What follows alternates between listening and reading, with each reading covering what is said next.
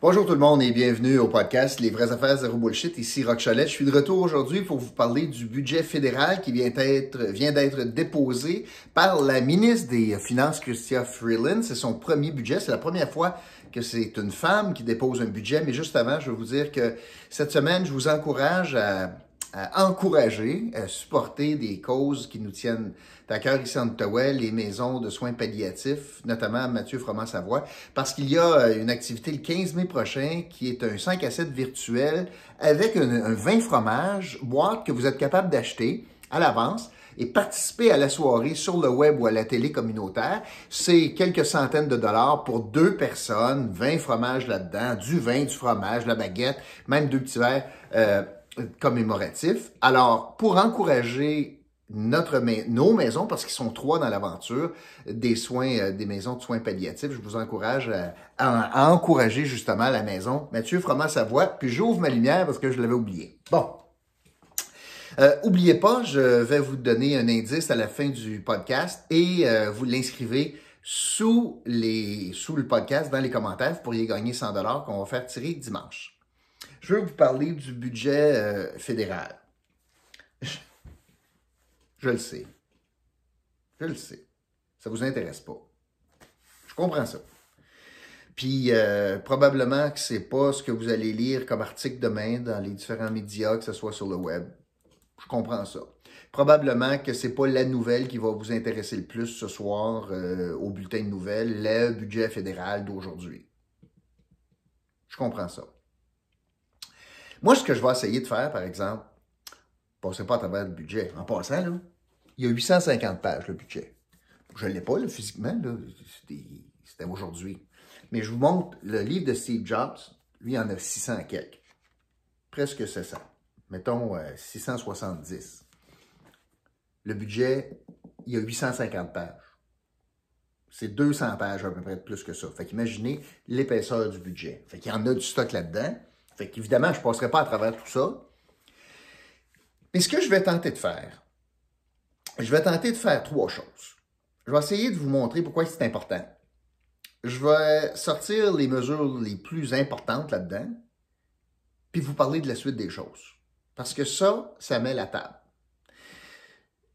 Je vais vous dire que un budget dans une ville, dans une province ou au fédéral, c'est un petit peu comme vous. C'est un petit peu comme votre budget. Ça aussi, vous n'aimez pas ça faire ça, je le sais. Moi non plus. Mais, des fois, tu t'assois avec ta conjointe ou ton conjoint, puis tu dis, peu importe les mots que tu prends, tu dis, ouais, on déménage-tu cette année? Prends-tu une maison plus grande ou plus petite? Plus grande, les enfants s'en viennent, ou plus petite, on pourrait voyager, ou on change-tu d'auto? OK. On a-tu un enfant? On a-tu un deuxième? On essaie-tu de faire le voyage de nos rêves? À un moment donné, quand tu parles de tout ça, tu te dis, ben, je suis capable de payer ça. Avec les salaires qu'on a, on peut-tu se payer une maison où ça va coûter 500 $ de plus par mois, puis les taxes municipales un petit peu plus chères? Es-tu capable de se le payer? L'autre façon aussi de dire, c'est que, ben, si je suis pas capable vraiment de me le payer, ben, je suis capable d'emprunter. Puis, je vais rembourser tant par mois pour me permettre de mieux vivre. Ou je mets ça sur ma carte, Visa, pour aller en voyage cette année. Tu as 30 ans, on va fêter tes 30 ans à Bali, puis écoute, une fois dans notre vie, puis on le payera sur 2 ans. Le maudit voyage, on essaie de voir, on est-tu capable de se le payer? On est-tu capable de se le payer? Donc, des contraintes financières, des occasions financières vont beaucoup dicter le type de vie qu'on va avoir. Je vais-tu déménager cette année? Je change-tu d'auto cette année? J'ai-tu un petit cette année? Je voyage-tu cette année? J'ai-tu capable de prendre ma retraite cette année? Ça change notre vie, nos choix financiers. Où on met l'argent, ça influence notre vie. Je suis capable de vivre avec un 4 jours semaine au fédéral? Je peux-tu avoir 80% de mon salaire? Ça change une vie des grandes fins de semaine à toutes les fins de semaine. Vous ne l'appelez pas de même peut-être, mais c'est ça que ça veut dire, faire un budget. C'est dire, surtout quand tu es un gouvernement, tu as le choix de dire combien d'argent rentre, parce que tu peux augmenter les impôts et les taxes. Alors, un gouvernement, ça dit, OK. Moi, mon intérêt commun, puis mon objectif gouvernemental, c'est telle affaire, telle affaire, telle affaire. Puis voici, je vais allouer des sommes pour faire ça. C'est pour ça que c'est important. C'est important aussi parce que ça va influencer les générations futures. Puis là, je parle de dette et d'endettement, et j'y arrive. En passant, il était grandement temps. Juste le contexte un petit peu, là, je prends une seconde pour faire ça. Là. Un gouvernement qui, depuis 2019, n'a pas déposé de budget. Là. Les libéraux n'ont pas déposé de budget. Depuis ce temps-là, il y a eu 2 discours du trône. 2 discours du trône. On a eu l'élection aux États-Unis, qui a une influence majeure. Quand les États-Unis, tous, on pogne la grippe, c'est une influence majeure. Alors, on a un nouveau président aux États-Unis. On a eu 2 discours du trône. On est dans une situation de gouvernement minoritaire. J'y reviens. Et on a, ah oui, c'est vrai, eu la COVID depuis 1 an. Puis là, on est dans le pire de la crise, 3e vague. Ça pète partout en Ontario, la plus importante province au Canada. En passant, tout de suite, je règle ça là. Gouvernement minoritaire. Je veux que ça soit clair comment est-ce que ça marche, cette affaire-là. Ça, c'est de la mathématique. Autant que Canadien perd quand il y a un but de moins que l'autre équipe. Hein? Quand tu scores un moins de but que l'autre, tu perds. Ben, un gouvernement minoritaire, c'est pareil. Un gouvernement minoritaire, qu'est-ce que ça veut dire? Ça veut dire que si je compte tous les votes des libéraux ensemble, c'est lui le gouvernement, là. Alors, si je compte tous les votes des libéraux ensemble, ils sont moins nombreux que tous les votes des autres partis ensemble. Les verts, les oranges, les bleus pâles, puis les bleus foncés. Les verts, les oranges, le NPD, les bleus pâles, le Bloc québécois, puis les bleus foncés, les conservateurs. Alors, les rouges, ils ont moins de votes ensemble que toutes ces gangs-là ensemble. Toutes réunies, là, toutes les 4 couleurs, là, bleu foncé, bleu pâle, orange et vert. Alors, si ce monde-là se met tout ensemble, puis ils disent on vote contre le budget, bien, le gouvernement, ce qu'on appelle, va se faire défaire en chambre, va se faire battre en chambre, puis on s'en va en élection. Boum, vite de même. Le jour que c'est cassé, on s'en va en élection. On demande au gouverneur. Je résume pas mal vite, là, parce qu'il y a des techniques où on pourrait demander que les partis d'opposition forment le gouvernement. Je ne rentre pas là-dedans. En théorie, c'est ça que ça veut dire. Correct? Il n'y aura pas d'élection ce printemps. Oubliez ça. Les 4 couleurs ensemble, là, il y en a qui vont ou bien voter pour, ou bien donc ils vont aller tout à la salle de bain en même temps pour ne pas voter, ou ils vont s'abstenir. Fait que ou ben non, ils ne sont pas en chambre, ou ben non, ils s'abstiennent, ou ils votent avec. Mais ils ne s'arrangeront pas de tout voter pour, contre le gouvernement, on ne s'en ira pas en élection. Donc, je vous ai dit que je voulais mettre le contexte, c'est fait. Maintenant, sur le fond des choses, la situation financière. La situation financière du Canada, c'est pas rose, mais c'est pas épouvantable, pas pantoute. Pas pantoute. Je vous parle du déficit. Vous avez souvent entendu parler de ça, tu sais. Ben, les libéraux à Québec, hey, déficit zéro, puis l'austérité, puis... Là, au fédéral, M. Trudeau promettait des déficits raisonnables. C'est quoi un déficit? Ben, c'est assez simple, là. C'est que tu dépenses plus que tu reçois. Puis à chaque année, ben, tu t'envoies ça sur la dette. Parce que tu dépenses plus que ce que tu reçois. Alors, il y a un déficit par année, puis il y a une dette collective, là. Il y a une dette, le gouvernement, il y a une dette totale, là, tu sais. C'est-tu bon sur un déficit? Ben, essentiellement, ça dépend bien des affaires. Tout le monde s'entend pour dire que dans l'année COVID, un déficit parfait, pas de problème. Mais habituellement, comment ça marche pour évaluer le déficit, c'est, ben, ça dépend, il a servi à quoi le déficit? Est-ce qu'il a servi à payer un voyage à Cuba ou est-ce que ton passif, là, ta dette, t'a servi à acheter une maison? Alors, si c'est une dette hypothécaire, c'est correct. Si c'est une dette Cuba, c'est moins hot. À moins qu'il y ait des raisons particulières. L'autre façon d'évaluer ça, quand je dis, c'est-tu trop? Exemple, t'as beaucoup de dettes, toi. Ah oui? Ah oui, beaucoup de dettes. C'est-tu bon, ça? Beaucoup de dettes? Bien, tout est relatif. Si je dis que tu as 100 000 piastres de dette hypothécaire, c'est-tu beaucoup? Bien, c'est beaucoup si ta maison vaut 102 000 piastres. C'est pas beaucoup si elle vaut 1,2 million. Fait que c'est bien relatif. Dans le cas de l'hypothèque, c'est par rapport à la valeur de l'actif. Dans un gouvernement, on évalue ça par rapport à la force de l'économie. On appelle ça le produit intérieur brut. Vous entendez ça des fois, le PIB. Mais le Canada, là, malgré le fait que cette année, on va faire 350 milliards de déficit, il va baisser de moitié l'année prochaine à 150 quelques milliards. C'est énorme. 1 milliard, c'est 1000 millions en passant. 1000 millions. Puis que notre dette, c'est 2000 milliards par donc. Malgré tout ça, quand on se compare aux pays des G20, des plus grandes puissances, le pourcentage de notre dette sur notre économie est très, très bon. On est parmi les meilleurs dans le monde. Ce n'est pas un gros facteur. Ce qui est dommage, c'est que M. Trudeau proposait des déficits quand l'économie allait bien. On serait un petit peu moins dans la misère si on n'avait pas fait ça. Mais c'est correct, c'est correct. On est dans la bonne posture. Fait que ça, c'est une première affaire que je voulais vous dire. L'autre chose maintenant, alors ça, c'est la situation économique. L'autre chose que je veux vous parler, c'est, OK, le budget, là, 850 pages, là, il annonce quoi? Bon, bien, je vais vous diviser ça en 3 grandes patentes.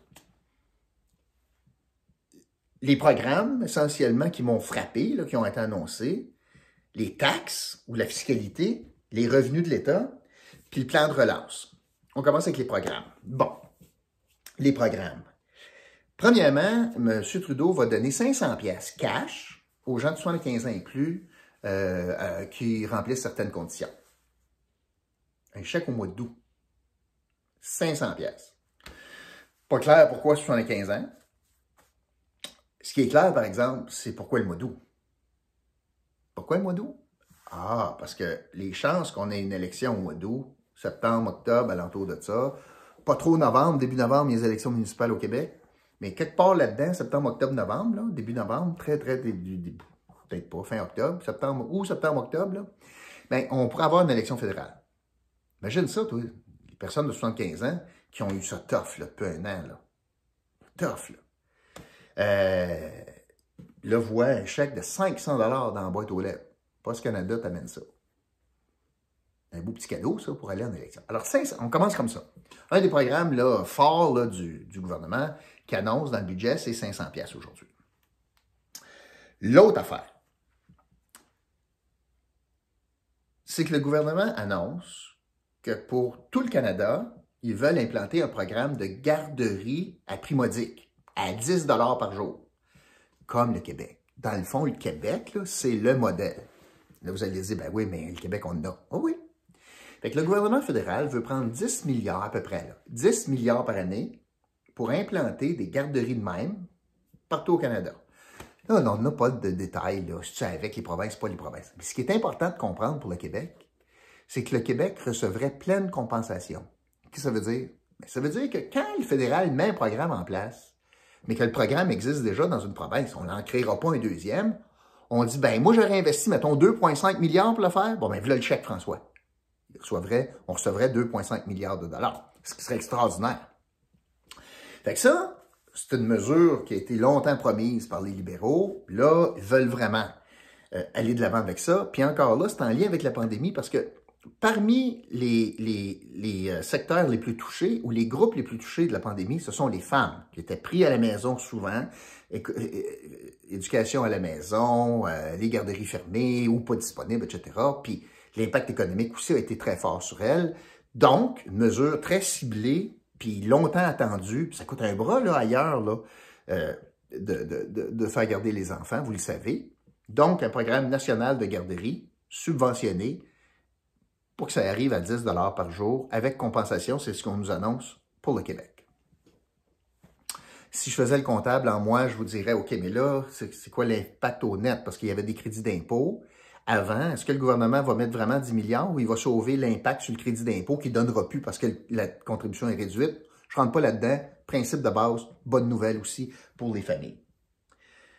L'autre chose, le gouvernement dit, je veux mettre 3 milliards dans un CHSLD. Vous savez comment ça a brassé, CHSLD, avec la COVID, puis que là, on va-tu avoir une bonne chicane fédérale-provinciale parce que est-ce que le chèque va avoir un élastique? Ça veut dire, ben, les provinces sont responsables de la santé. T'sais, on a divisé les champs de compétences. T'sais, la défense nationale, c'est le fédéral, puis les hôpitaux, c'est les provinces. Je résume assez vite, hein? Mais là, si le fédéral dit, on va mettre de l'argent pour les CHSLD, qui est la responsabilité des provinces, il va-tu avoir un élastique en disant, oui, mais là, t'es bien mieux d'avoir une infirmière pour 2 patients, puis t'es bien mieux d'ici, puis des critères, des normes nationales. Ça reste à voir, on verra. Mais le fédéral veut mettre quand même 3 milliards en CHSLD. L'autre programme très, très important, c'est que toutes les mesures COVID, PCRE, PPPU, PPPCCU, PPP, toutes les PPP, là, toutes les PP, la patente, là, subvention salariale, l'aide au loyer, tout ça, c'est prolongé. Dépendamment des programmes, dépendamment des dates. Donc ça, c'est prolongé. Ce qui n'est pas là, dans le programme, puis ça, c'est bien important, c'est que vous savez que tous les premiers ministres des provinces ont revendiqué une augmentation de la contribution fédérale en santé, les transferts fédéraux en santé. On voudrait monter à peu près à 35 % la contribution fédérale. On est à 20 quelques %. Ça a déjà été à 50. Puis ça, c'est des méga-bucks, là, des gros dollars. Pas des peanuts, là. Non, des méga-bucks, là. Pas un mot là-dessus. Il n'y a pas d'augmentation des transferts en santé. Alors que c'est le réseau de la santé qui a le plus payé pour ça, la COVID. Bien, le fédéral répond absent sur les transferts en santé. Est-ce que c'est stratégique pour se garder l'occasion en campagne électorale? Pour avoir un élément distinctif, différenciatif avec les autres partis? On verra bien. Mais pas d'argent en santé. Maintenant, en termes de... Alors ça, c'est pour les programmes, les grosses affaires. Il y en a d'autres, il y en a 850 pages. Les revenus maintenant. Bien, les revenus, il y a des augmentations de taxes, ou appelle-les comme tu veux, tarifs, taxes, whatever. Ça m'étonne. Je ne pensais pas qu'on était pour aller là, dans une situation de reprise. Mais quand tu grattes puis tu lis, tu dis, ah, OK. Un, c'est pour la frime. Puis deux, c'est pour des... C'est souvent pour la frime, puis c'est pour des clientèles ou bien qui ne sont pas intéressantes, ou gagnées d'avance ou perdues d'avance. Je vous explique. On va augmenter la cartoon de cigarette, la cartouche de cigarette de 4 $. Bon, 4 $ pour un fumeur. Est-ce que ça va faire une énorme différence? J'ai aucune idée. N'oubliez pas, la taxe tue la taxe. Tu vas avoir plus de contrebande pour 4 piastres pour un cartoon, je ne sais pas. On va aussi avoir une nouvelle taxe qui vont taxer, je ne sais pas comment ils vont faire ça, là, mais les logements vacants détenus par des non-Canadiens. Fait que des investisseurs étrangers qui ont acheté des condos à Toronto, mais qui les laissent vacants, vont payer quelque chose là-dessus de plus. Il y a quand même pas mal d'argent là-dedans à aller chercher, semble-t-il. Mais là où ça le fait, l'image est la plus forte, c'est qu'on va augmenter les taxes de 10 à 20 %, dépendamment des catégories. De 10 à 20 % d'augmentation de taxes, écoutez bien là, sur les voitures, les bateaux, puis les voitures, bateaux, avions. Bon, on s'entend-tu que voitures de luxe, on parle de 100 000 et plus, de faire le même, des bateaux 250 000 et plus, puis des avions privés. Bon, je connais pas beaucoup, j'en connais un, moi, qui a un avion privé, qui avait un avion privé. Je sais pas si les hélicoptères sont dedans, là, j'en connais une couple, mais bon. Mais là, les 10 % d'augmentation, là. Pour quelqu'un qui s'achète une Tesla à 120 000, c'est 10 % ou plus, 20 %, quand même 20 000 de plus. Est-ce que ça va faire une différence dans l'achat? Je ne sais pas. Mais pourquoi je vous parle de ça? C'est parce que au total, ça va représenter 600 millions sur 5 ans. 120 millions par année. C'est honnêtement des peanuts, là. On va chercher des peanuts avec ça. Mais c'est le symbole. Le gouvernement décide de jouer la symbolique en disant, et dans le fond, en donnant un énane, là, un morceau sur lequel le NPD est capable de mordre, en disant, voyez-vous, nous autres, on veut au NPD taxer les riches. Puis M. Trudeau a répondu partiellement, pas entièrement, partiellement. Tu vois, c'est notre gain, ça. C'est grâce au NPD là, qu'on va taxer les méchants riches. Là. Parce que c'est comme ça que le NPD voit ça, les méchants riches. Écoute, ça va donner 100 millions par année. On s'entend, là, 120 millions, là, c'est pas un gros char, c'est le budget fédéral, là, de plusieurs milliards de dollars. Alors, ça, c'est pour ce qui est des revenus. Maintenant, sur la question du plan de relance, je ne sais pas si vous entendez mon chien Bubble, il me dit qu'il y a quelqu'un à la porte. Sur le plan de relance, le gouvernement va mettre, n'oubliez pas, là, quand je vous disais 120 millions de dollars par année pour la taxe sur les avions, puis les chars, puis les bateaux, ils vont mettre 101 milliards de dollars sur 3 ans pour le plan de relance. Certaines de ces actions-là sont déjà structurantes dans le budget, d'autres sont encore floues, mais essentiellement, c'est quand même beaucoup d'argent pour une relance qui, pourtant, a été, dans le fond, il y a beaucoup d'économistes qui disaient c'est pas nécessaire de faire ça parce que l'économie roule à plein déjà. Je vous donne une statistique intéressante. La pandémie, dans la dernière année, a coûté 3 millions de jobs au Canada. 3 millions de jobs perdus au Canada. Aujourd'hui, savez-vous combien de jobs sur 3 millions ont été retrouvés? 2,7 millions. Fait que l'économie, la prévision économique, c'est qu'on devrait avoir une croissance économique de 6 % l'année prochaine. Ce qui est énorme. Quand tu as une croissance économique de 2, 3, 2 3 on est fort. On est à 6 pour la prochaine année. Donc, il y a beaucoup d'économistes qui disaient c'est pas nécessaire de faire ça. Le gouvernement dit je prends pas de chance, je le fais pareil. Donc, on y va all-in, 100 milliards sur 3 ans. Donc, c'est essentiellement les grandes mesures que je retiens, moi, du budget, que je vais appeler budget tarte aux pommes. Puis je m'explique. Tarte aux pommes. Aimez-vous ça de la tarte aux pommes? Ben, moi aussi, j'aime ça. Qui c'est qui n'aime pas ça de la tarte aux pommes? C'est chaude, là. Un gros morceau. Moi, je les aime épaisses. Vous autres, tu sais, assez épaisses. Puis, un petit peu de crème glacée. Quand il y a un petit peu de caramel, ça... Ouf. Tarte aux pommes et du caramel. Vanille, caramel. C'est bon. Problème avec la tarte aux pommes, vanille, caramel, crème glacée, c'est que si elle n'est pas accompagnée, cette tarte aux pommes-là, d'une balance, puis je ne monte pas sa balance le lendemain, peut-être qu'elle était inutile, peut-être que c'est trop, peut-être que j'aurais dû prendre un plus petit morceau, peut-être que je n'avais pas besoin tant que ça. Mais j'avais besoin un petit peu de sucré. Mais est-ce que j'avais besoin de ma crème glacée puis le caramel? J'avais-tu besoin d'un aussi gros morceau? Bien ça, on le saura. On saura le dire par rapport à ce budget-là, parce que c'est beaucoup de bonnes mesures. Mais beaucoup, beaucoup de mesures. Puis ça va coûter un bras. À un moment donné, quelqu'un va payer. Et là, vous voyez le début du commencement, quand on a parlé des riches, là, ils vont contribuer 100 millions de plus, là. C'est voitures de luxe, par donc. OK. Probablement que les taux vont se resserrer l'année prochaine.